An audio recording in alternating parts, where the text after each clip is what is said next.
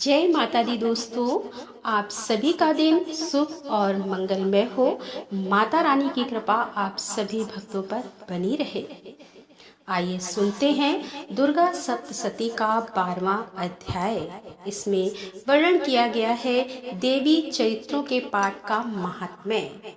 देवी बोली कि हे देवताओं, जो पुरुष इन श्रोतों द्वारा एकाग्रचित होकर मेरी स्तुति करेगा उसके संपूर्ण कष्टों को निसंदेह हर लूंगी।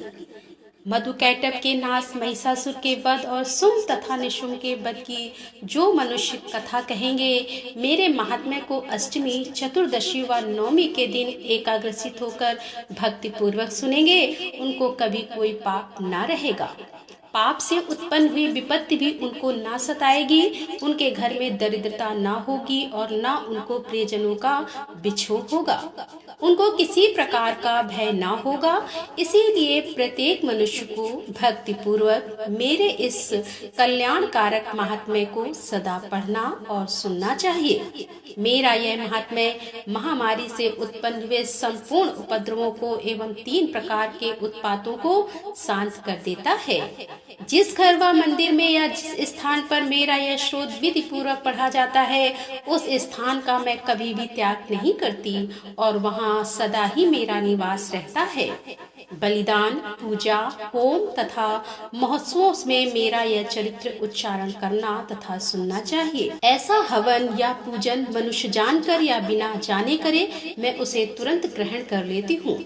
और शरद काल में प्रत्येक वर्ष जो महापूजा की जाती है, उनमें मनुष्य भक्ति पूर्वक मेरा यह महात्म्य सुनकर सब विपत्तियों से छूट जाता है और धन, धान तथा पुत्रादि से संपन्न हो जाता है। और मेरे इस महात्म्य व कथाओं इत्यादि को सुनकर मनुष्य निर्भय हो जाता है और महात्म्य के श्रवण करने वालों के शत्रु नष्ट हो जाते हैं तथा कल्याण की प्राप्ति होती है और उनका कुल आनंदित हो जाता है।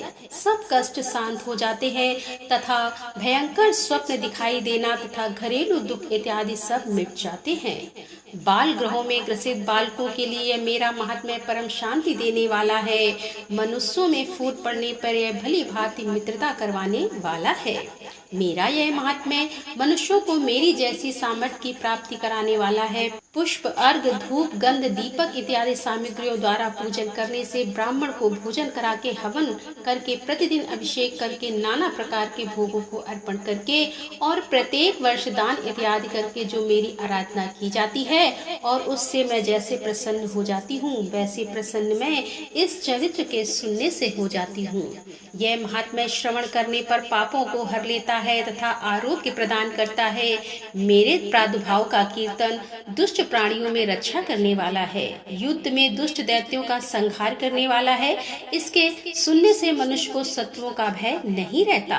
हे देवताओं, तुमने जो मेरी स्तुति की अथवा ब्रह्मा जी ने जो मेरी स्तुति की है, वह मनुष्यों को कल्याणमय बुद्धि प्रदान करने वाली है।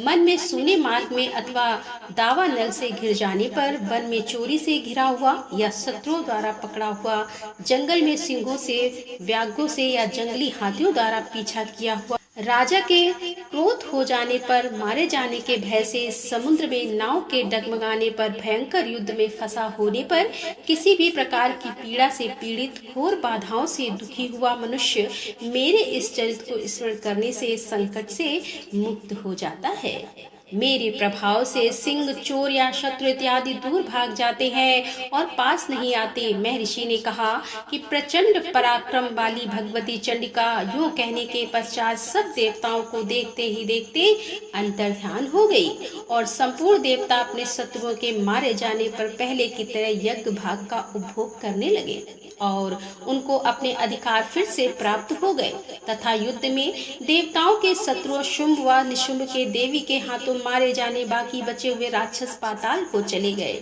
हे राजन, इस प्रकार भगवती अंबिका ने नित्य होती हुई भी बार बार प्रकट होकर इस जगत का पालन करती है, इसको मोहित करती है, जन्म देती है और प्रार्थना करने पर समृद्धि प्रदान करती है। हे राजन, भगवती ही महाप्रलय के समय महामारी का रूप धारण करती है और वही संपूर्ण ब्रह्मांड में व्याप्त है। और वही भगवती समय समय पर महाकाली तथा महामारी का रूप बनाती है और स्वयं अजन्मा होती हुई भी सृष्टि के रूप में प्रकट होती है। वह सनातनी देवी प्राणियों का पालन करती है और वही मनुष्य के अभ्युदय के समय घर में लक्ष्मी रूप बनकर स्थित हो जाती है तथा अभाव के समय दरिद्रता बनकर विनाश का कारण बन जाती है। पुष्प, धूप और गंध आदि से पूजन करके उनकी स्तुति करने से वह धन एवं पुत्र देती है और धर्म में सुख बुद्धि प्रदान करती है। बोलो माता रानी की जय। तो यहाँ पर दुर्गा सप्तशती का 12वां अध्याय का समापन करते हुए इसके आगे का पाठ हम लेकर फिर उपस्थित होंगे।